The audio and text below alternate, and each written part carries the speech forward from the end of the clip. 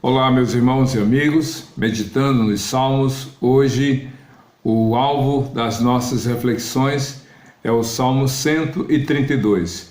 Na contagem dos 15 salmos de romagem, ou salmos de peregrinação, este é o salmo antepenúltimo, já que esse conjunto de 15 salmos começa com o 120 e termina com o 134. Então, nós já estamos nos aproximando desse conjunto de reflexões voltado para os salmos de peregrinação. O Salmo 132 foi escrito, ao menos supõe-se, que o escritor tenha profundo conhecimento da história, não apenas dos hebreus, a história de Israel e, em particular, dois grandes personagens na história dos hebreus, o rei Davi e o rei Salomão, como pai e filho que muito trabalharam para não somente a construção do templo, mas também para conduzir a arca até ao templo. É um salmo muito interessante, são apenas 18 versículos e precisamos ter um olhar realmente crítico, mas também um olhar temente a Deus para nós aprendermos com a palavra de Deus. Eu quero aqui fazer uma observação.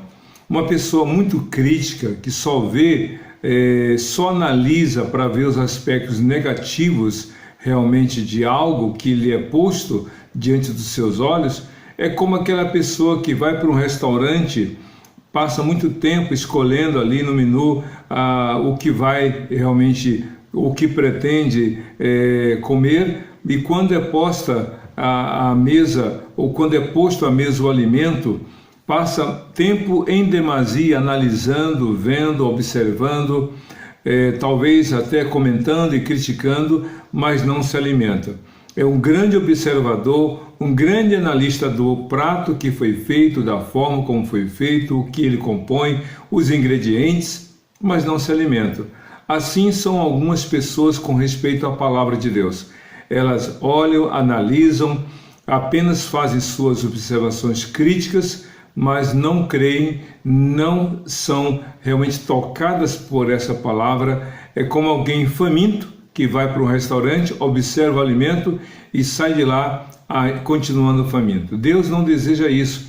A palavra de Deus é como pão vivo, é como água viva que mata a fome, mata a sede de Deus do coração de cada um de nós. Com essas observações, voltemos para o Salmo 132. O que temos a aprender com esse texto? Algumas coisas. Começa o Salmo 132 com a seguinte afirmação no verso 1.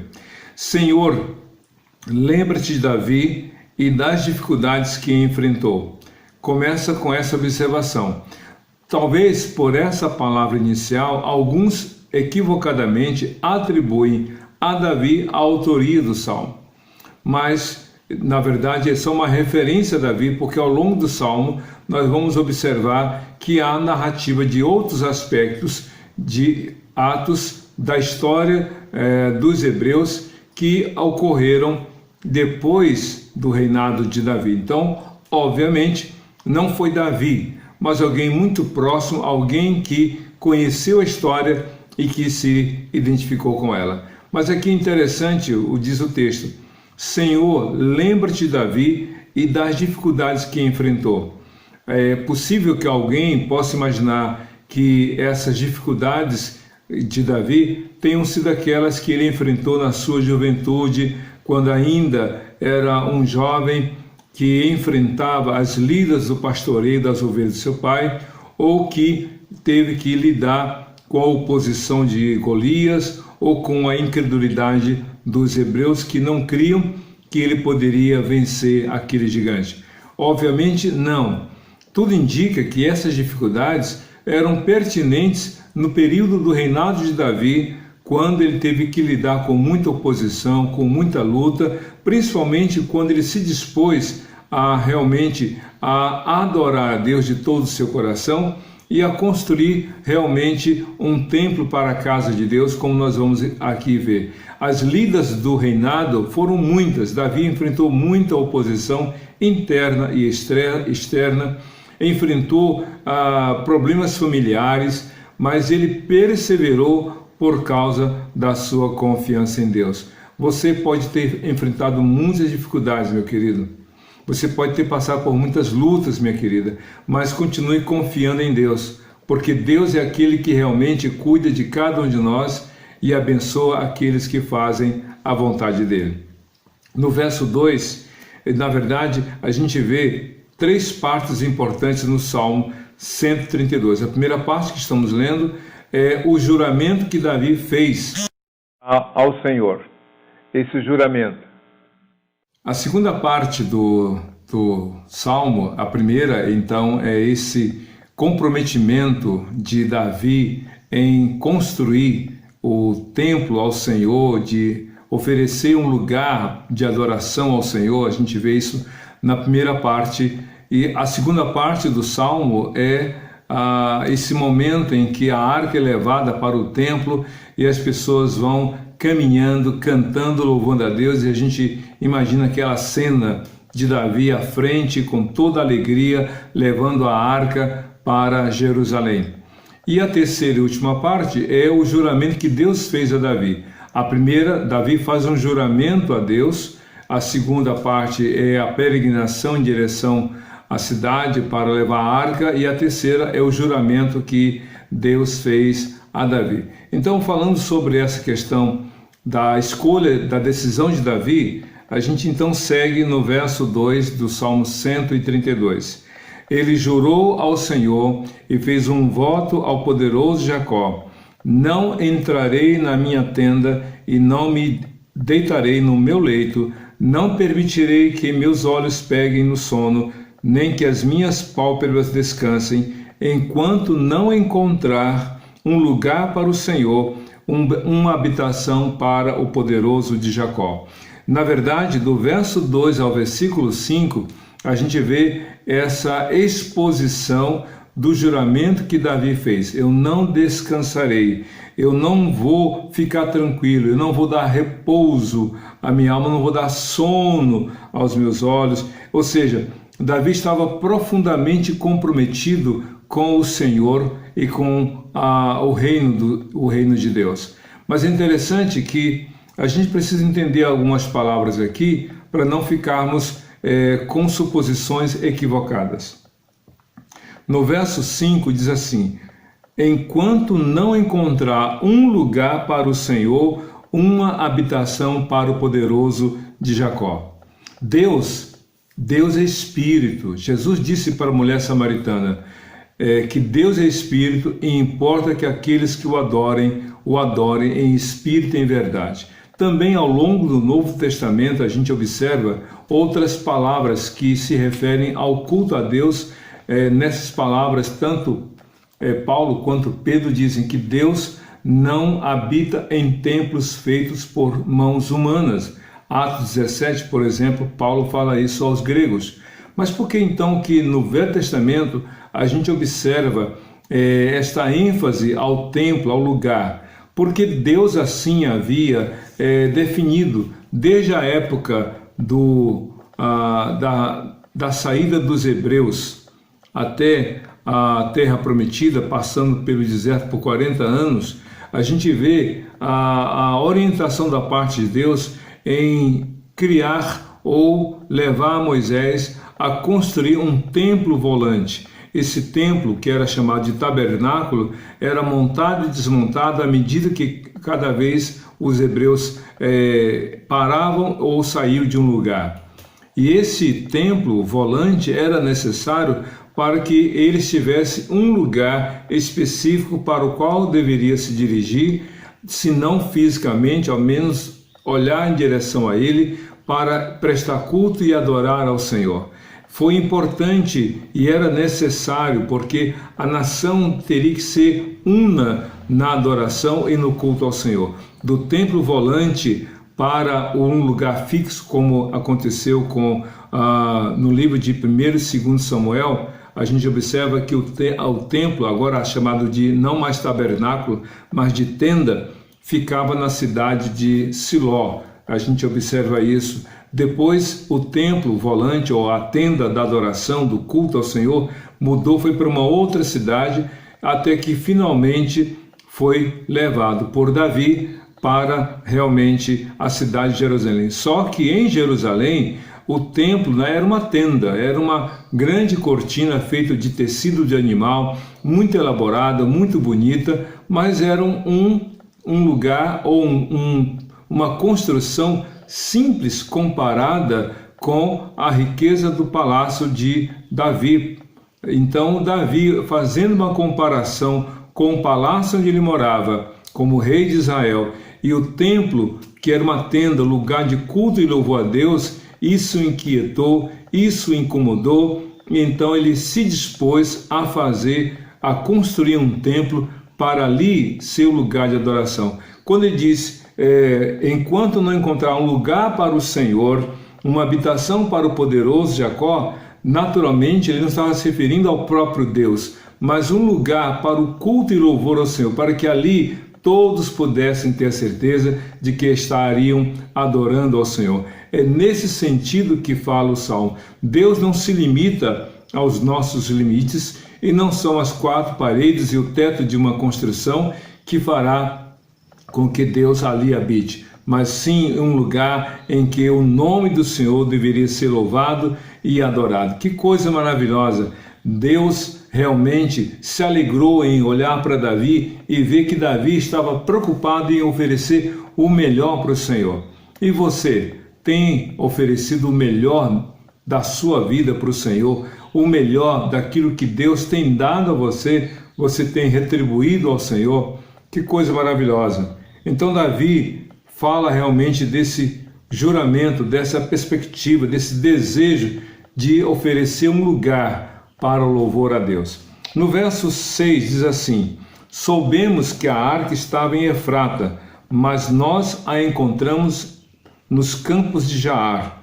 Ou seja, aqui, quando Davi resolve levar a arca para o lugar, para a cidade de Jerusalém, a cidade recém-conquistada por Davi, ele estava numa cidade outra e então desejou conquistar a cidade dos jebuseus, a cidade de Jerusalém. Ele lutou, conquistou e disse: é para esta casa, ou melhor, para esta cidade que a arca do Senhor deverá vir. E de fato, quando eles foram procurar a arca não estava numa cidade que eles imaginavam, mas estava em outro lugar.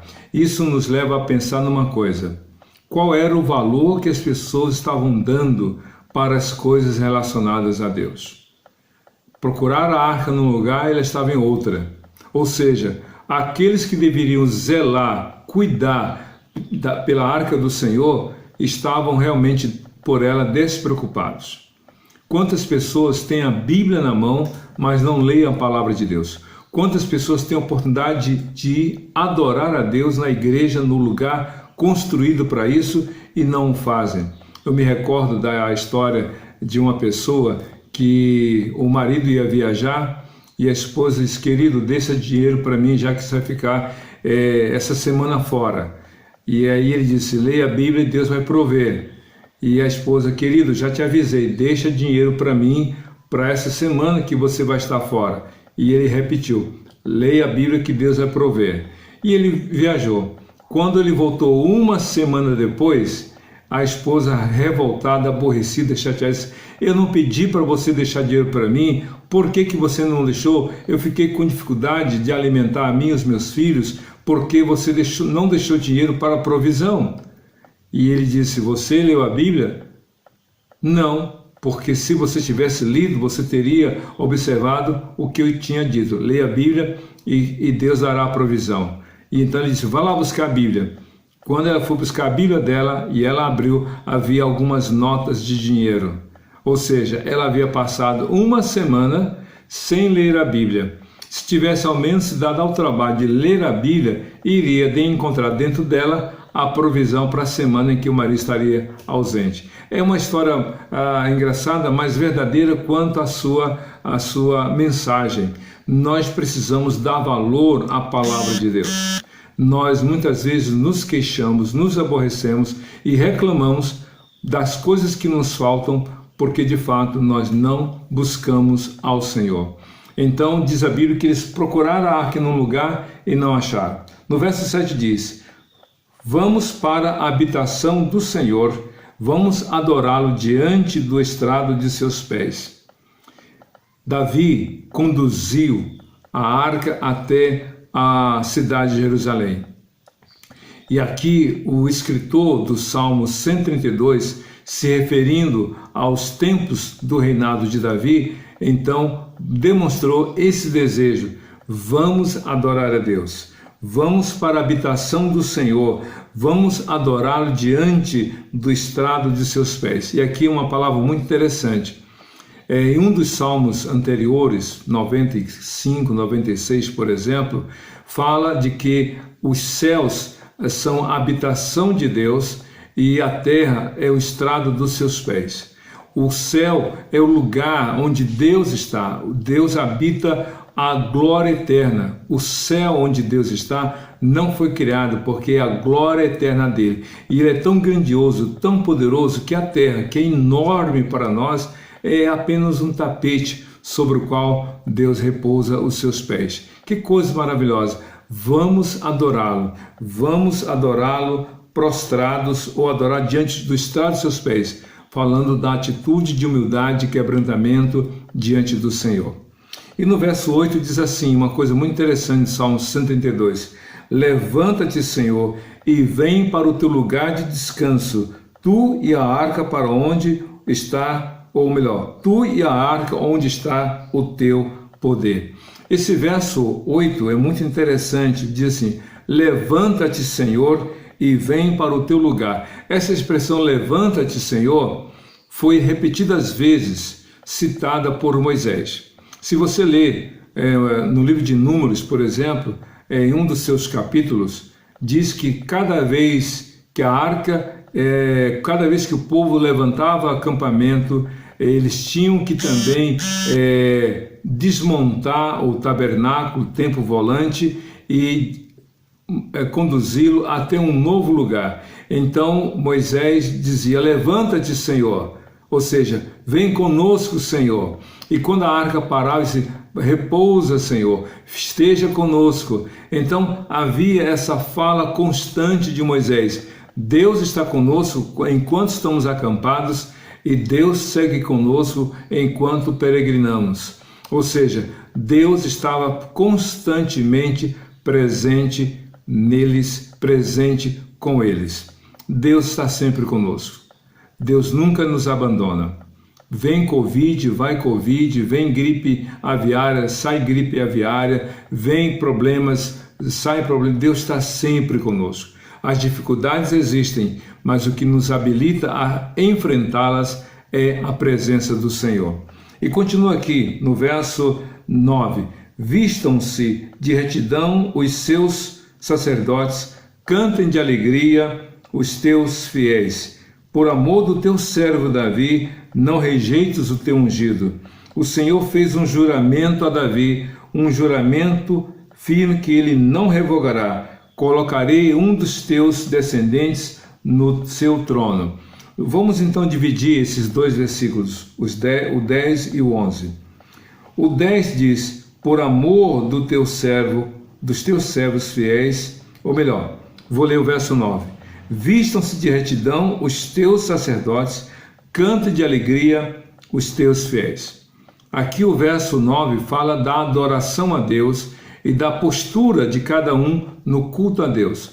Os sacerdotes, naquela época, tinham um compromisso de conduzir os demais na adoração ao Senhor. Deveria haver empenho, dedicação e comprometimento. E os demais deveriam, com fidelidade e alegria, adorar ao Senhor. Hoje, na igreja evangélica, não há mais um ministério sacerdotal feito ou exercido por uma pessoa, por um grupo de elite religiosa. Não. Hoje, sacerdote é todo mundo. Deus nos fez reinos e sacerdote por meio de Jesus. Logo, cada um pode buscar a Deus no nome de Jesus. Mas no Velho Testamento havia essa divisão dos sacerdotes, dos levitas e dos demais hebreus no culto e louvor ao Senhor. O importante era o mesmo coração, tanto do sacerdote quanto do levita, como do povo em geral. Deveria haver comprometimento, louvor, alegria e gratidão ao Senhor. Aí sim, nos versos 10 e 11 diz assim: por amor do teu servo Davi, não rejeites o teu ungido. E aqui a gente faz a observação de que o escritor do Salmo 132 se refere ao próprio sucessor do rei Davi, o rei Salomão, que deveria assumir a continuidade do reinado e cumprir aquele compromisso estabelecido entre Davi e o Senhor, que de Davi o juramento de construir o altar, ou melhor, o templo, e de Deus que iria manter o seu servo, sucessor de Davi, no trono como os demais sucessores num reino que seria permanente. E aqui no verso 12 do Salmo, o verso 11, na parte B, diz: colocarei um dos seus descendentes no seu trono.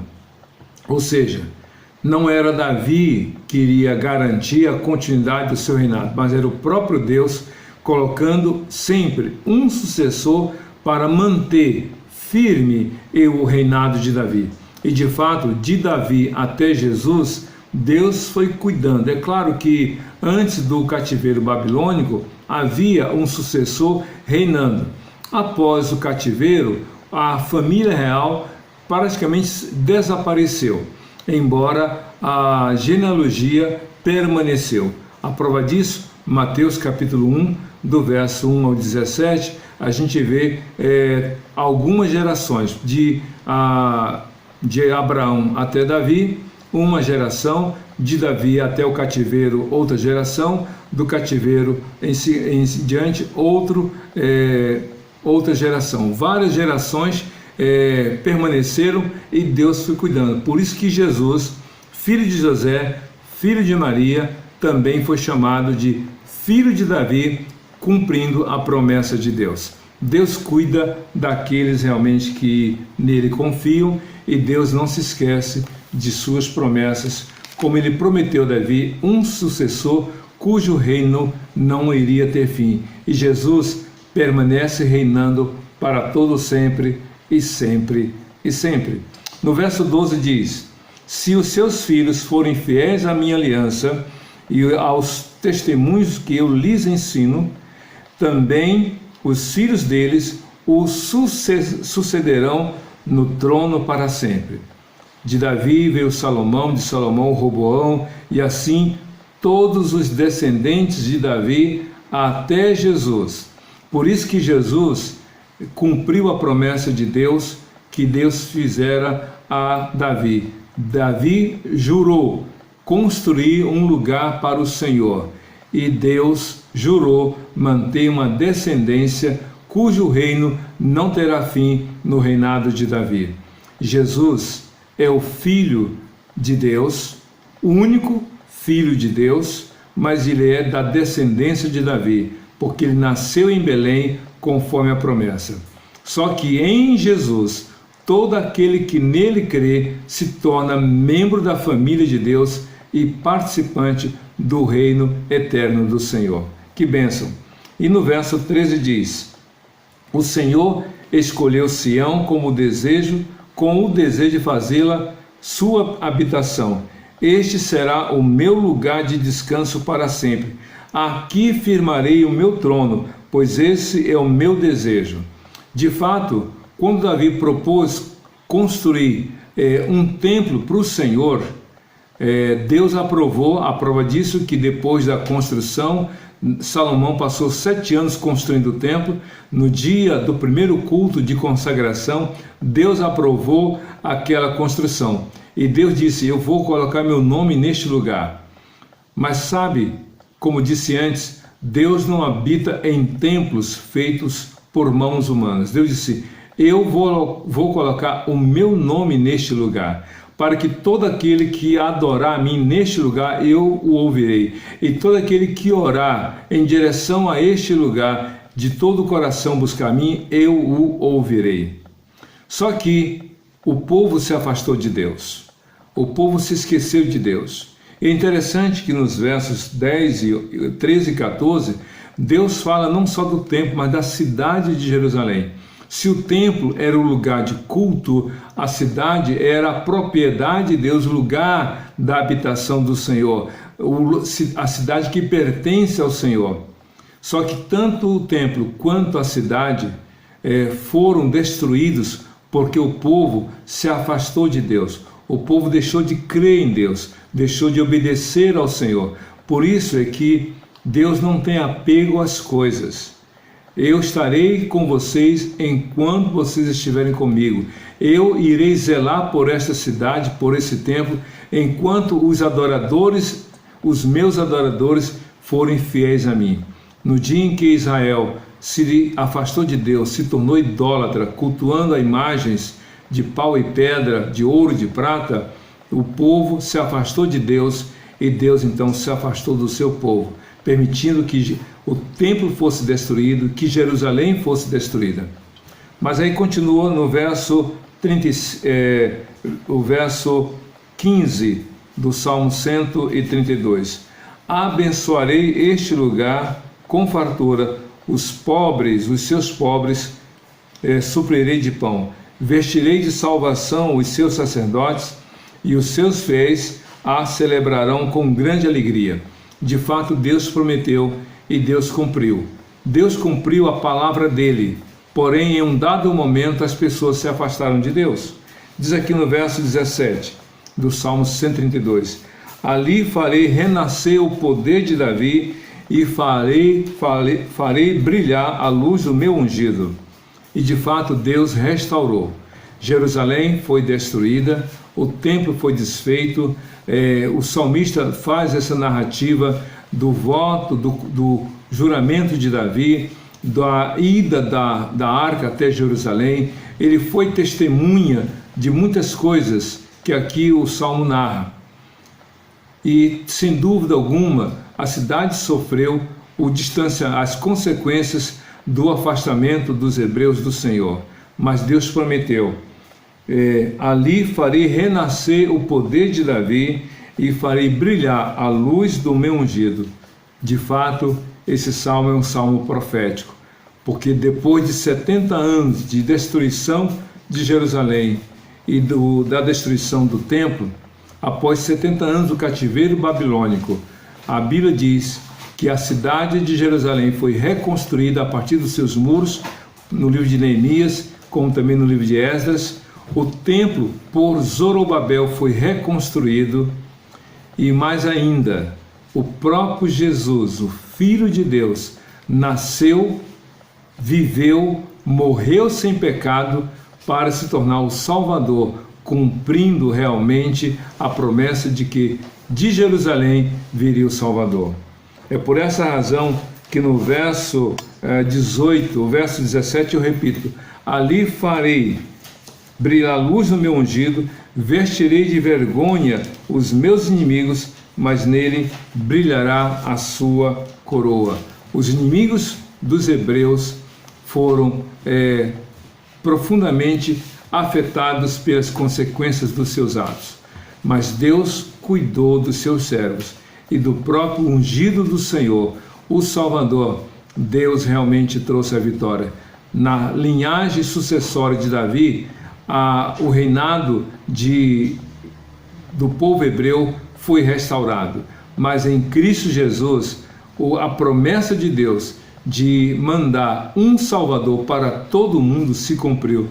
Por isso que Jesus é o Rei e soberano Senhor sobre aquele que crê nele de todo o coração. Que Jesus reine na sua vida e que você tenha certeza de que o seu corpo é templo do Espírito Santo, no qual o Senhor habita. Que Deus te abençoe e que você seja feliz com Jesus, hoje para todo sempre. Amém e amém.